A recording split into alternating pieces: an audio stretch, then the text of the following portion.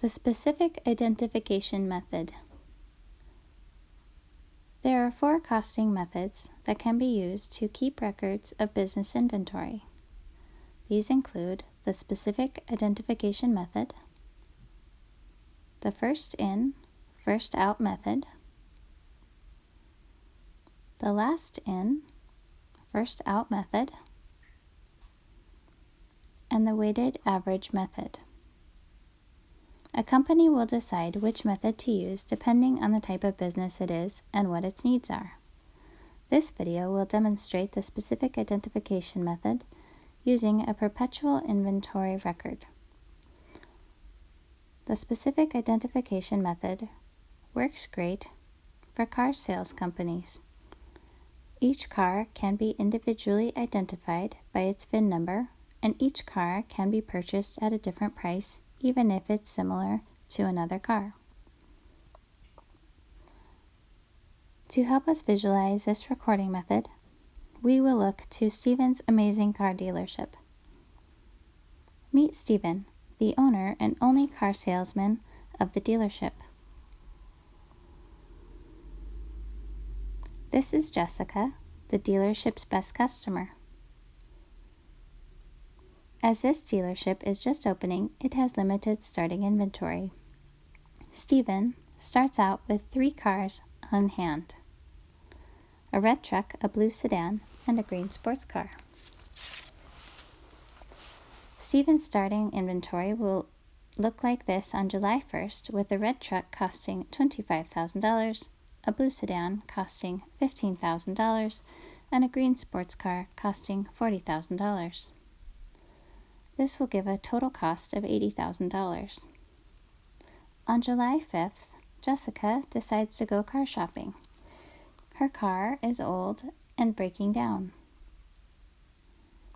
It is time for an upgrade. She will try Stephen's Amazing Car Dealership. After spending hours looking carefully over all 3 vehicles, Jessica decides to buy herself the green sports car from Stephen. She pays a sales price of $60,000, and she becomes a very happy new car owner.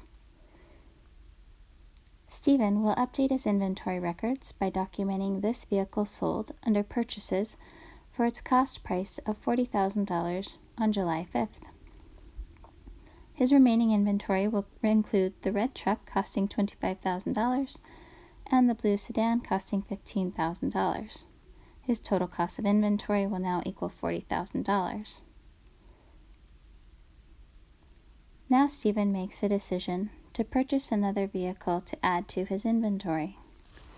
On July 6th, Stephen scores a huge deal on another vehicle. He adds an Army Jeep from the Jurassic World collection for a bargain price of $20,000.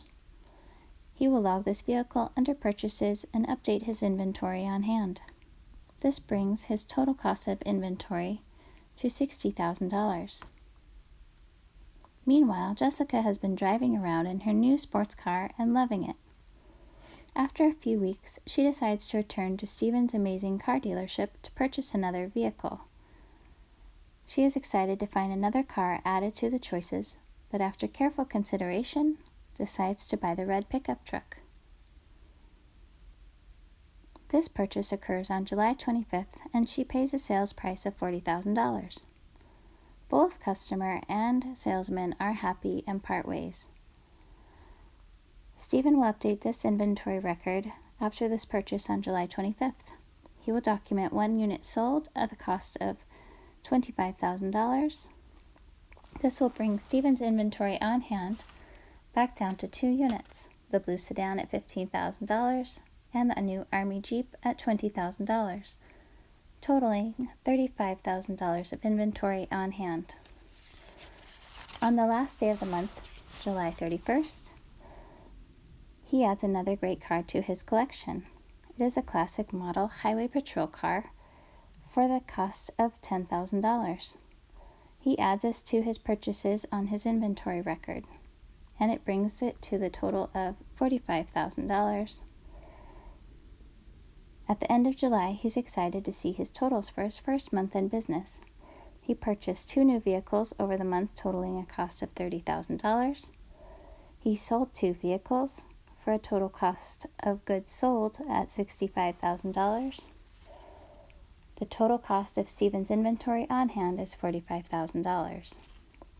This completes the demonstration of the inventory costing method of specific identification using a perpetual inventory record.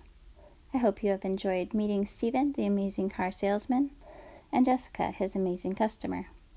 They are happy to have helped create this video to simplify this concept. Thank you for watching.